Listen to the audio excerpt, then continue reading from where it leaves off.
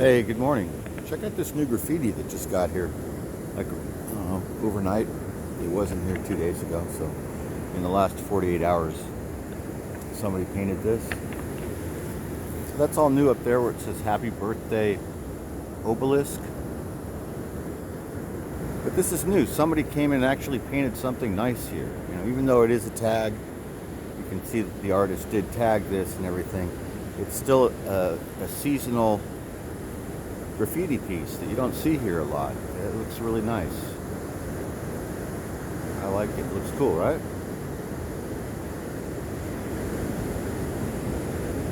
Everything else is the same stuff, you know, other than, like I said, that cross pack, Alpha Cross Pack FTS Happy B-Day Obelisk.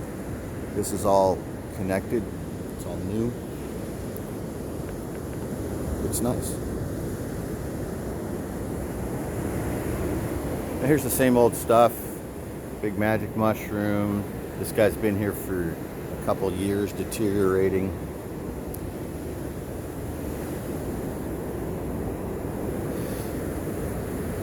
It's a nice morning. It's Monday morning. We are at the beach. See if they did anything new over on this side. I haven't been over here yet this morning. Looks the same though. Let's see if we can get away from the light. Go this way. There's nothing new here. Same stuff for about the past month or so. It all looks the same. It's very bright and sunny this morning. It's going to be warm today, or hot today. Not a lot of people out here yet, or at all, really. There's some folks down there. Well, first of all, there were cops at the beach this morning, which is unusual. So when I first got out at about 5 after 8, I got out about 5 after 8, and I could see the police SUV down the street at the beach already. And I was like, I wonder what's up with that, because they're not usually down here. So I went in the deli and did my typical thing and everything. Got my coffee and my cigarettes, and came down here, and they were still down here. And then I saw that there was 3 cops just hanging out, which is real unusual. And they were like having a conversation, laughing and stuff, which is nice to see, because you never see SFPD laughing. But I thought they were checking the waves, but I don't think they were, because it's kind of mushy. It's not that great. There's no one out. It needs to clean up. Maybe in a half hour, 45 minutes, it'll be better.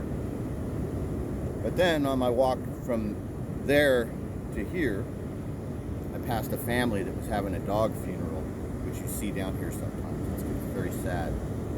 I'll describe it to you.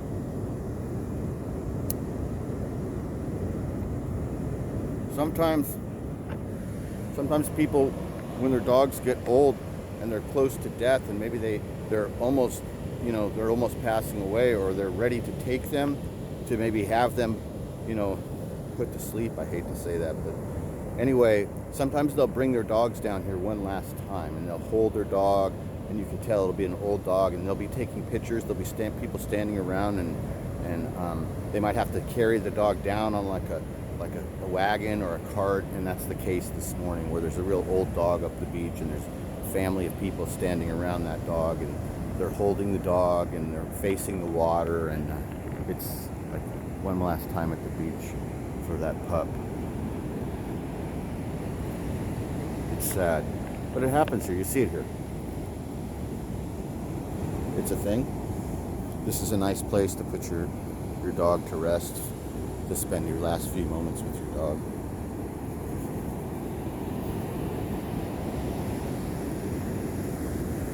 Well, on that light note, let's go down here and see if we see any crab. I already saw a big crab this morning.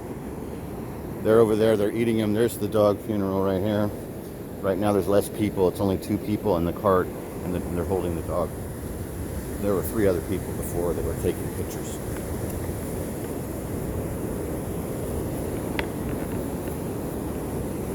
Anyway, I don't see any crab on this stretch of beach. Very calm, very quiet.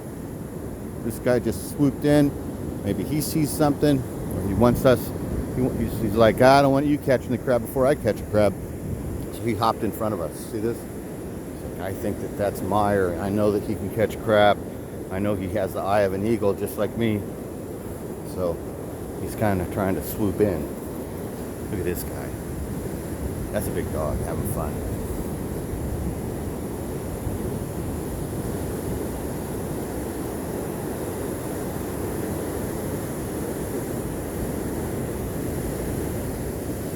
This is an off-leash beach. They just don't do anything. Nobody enforces anything. Nobody cares. I don't even know what the actual laws are. I think that there might be regulations that your dog is not supposed to be running around. But this beach, all the dogs are running around mostly, unless if you see a dog on a leash here, that means that the dog probably has some sort of behavioral problem, and they're afraid that it will run away or get into an argument with other dogs. But mostly all the dogs here, they all run off leash. This is a clamshell. Isn't that beautiful? So you can catch clams here and eat clams here all of the time. Or I guess certain months of the year. I don't know.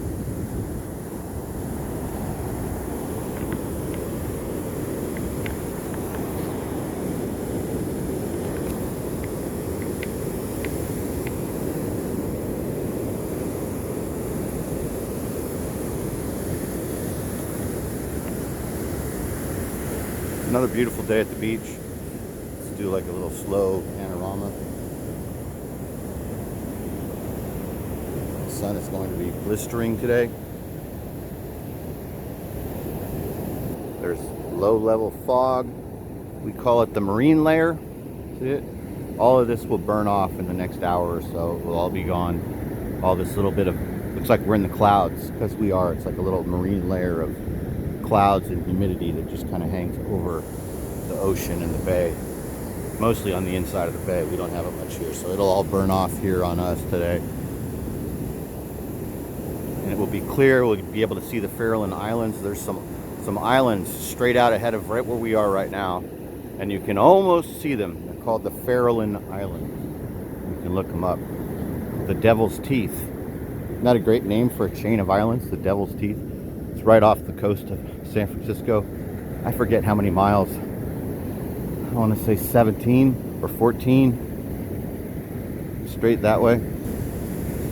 They're like these big rocks that jut out from the ocean, but there used to be a naval base there.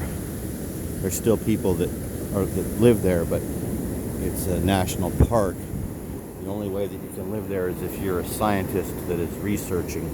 But there used to be military families that lived there. There used to be people that lived there. There's a dock there still, a couple docks. It's just a very dangerous place. You're not supposed to even bring your boats close to it. It's filled with great white sharks. The whole area is like swarming around the islands that are right out here. It's like a great white shark breeding ground. I'm not kidding. Look it up, watch it. There's probably lots of videos on it on YouTube. The Farallon Islands. It's so gnarly. Remember how I told you how far, and it's way out there? You want to hear a gnarly story? Jack LaLanne, when he was young, like when he was like 25 years old, he came from here, and he used to be a lifeguard on this beach and at the pool right down here, Fleischacker Pool, which used to be a saltwater public swimming pool. Anyway, Jack LaLanne, when he was young, he paddled all the way from the Farallon Islands. Like I said, I think it's about 17 miles or something like that. I look it up. I don't know. I might be wrong. Probably am. It might be higher, it might be lower. Anyway, Jack LaLanne, at like 5'6" and 130 pounds, he paddled on a 10-foot longboard all the way from there, from those islands, all the way in to the bay, under the Golden Gate Bridge, which is that way, and into the marina. I guess he did this probably in the 1950s. I don't know. Here's a mussel. This is a nice big fresh mussel. So here's a little mussel. It's still connected to the big mussel. These are delicious, you guys. So somebody ate the mussel out of this already, a big fresh mussel, which is delicious. And then here's a baby one that's still connected. See, it's kind of connected by barnacles and seaweed and stuff. These are really good. Delicious.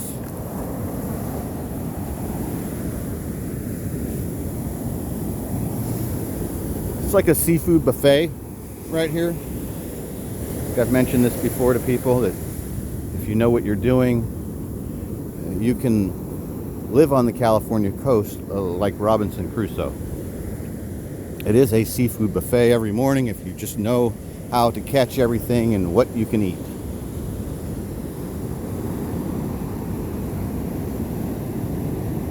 That was a big ass clam or mussel.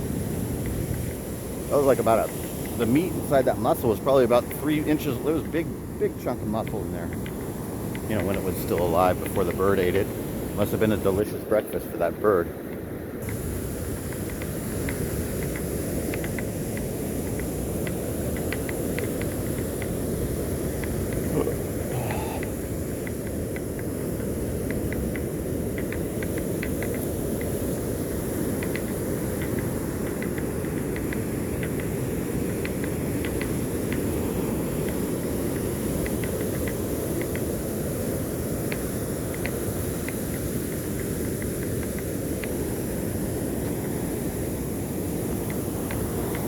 Can't see the screen to see how much time we have left. About 6 minutes left on this video, guys. If you can last 6 minutes, I think that's about how much longer we're going to go.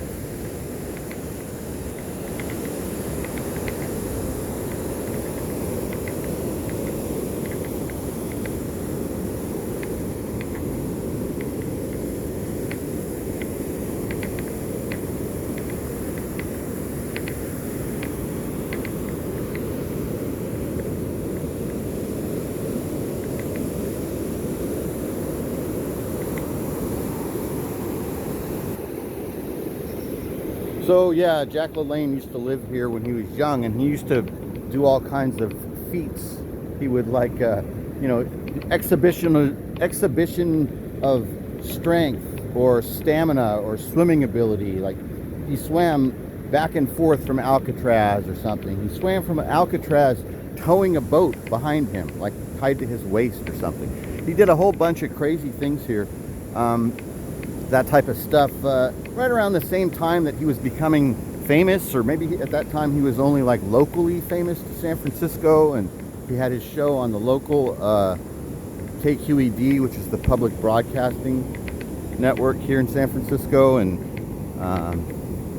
he did that morning exercise program and became famous, and I guess it got picked up nationally. But at the beginning he was like this local strongman and lifeguard and personal fitness wizard. He was like the first one, I guess, kind of in a way. I got to meet him one time and he was hilarious. I met him once. He was very funny. I met him at a restaurant. It's kind of a long story, so I won't tell the entire story. But I was at this restaurant and I was with my girlfriend at the time, Jennifer, and we were waiting for a table, and the table that we had reservations were Jack's. And his party went a little bit over, and so after they cleared the table, he came by the bar and bought us drinks and apologized for having us waiting in the bar for his table. Anyway, he comes and he introduces himself, and I'm immediately amazed that it's him. I can't believe it, and he's like 90 years old at the time or something. And I shake his hand. I said, "Wow, it's so great to meet you." And then he looks at my girlfriend and he says, "She doesn't know who I am. She probably thinks I'm Richard Simmons." And everyone laughed at the bar. It was very funny. He was very, very funny. His wife was with him. They were very nice people.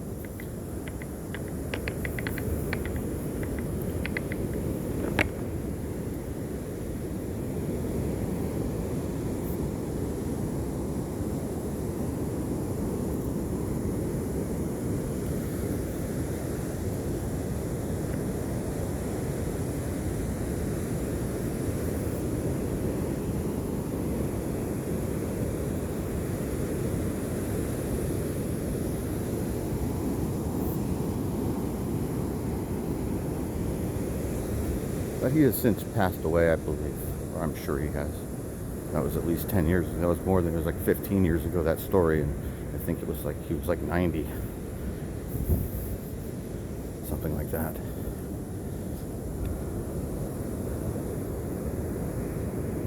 He was very little, though. I mean, he was still in shape. Like, he wasn't like hunched over like your typical 90-year-old man. He had his shoulders back. He still had a V, right? He still had broad shoulders and a thin waist and everything. You could see that he still worked out. He's still using his juicer and everything. But he's little. Like, I mean, he's probably, when he was in his prime, 5'5" or 5'6", but when he's 90, he's like 5'2" or 5'3". He was a little guy. And I'm not a big guy, and so it was interesting. I was like, damn, this whole time Jack LaLanne's been really small. Didn't know that. He was in shape, that's for sure. He had a lot of upper body strength for a little guy, and so that's how he could paddle through all this stuff. He knew the ocean because he grew up here, so he had been swimming in this stuff since he was a kid. So he understood how the water moved. He understands how the tide and the current and the swell can propel you. So he knows how to paddle. So he knew how to do that. He paddled for like 8 hours or something. I don't know how long it took. It must have been 6 or 8 hours to get in. I don't know. It's a long paddle. All right, you guys. It's great hanging out. Thanks for hanging out with me, and I'll talk to you next time. I think we'll walk back up on the road. Peace out.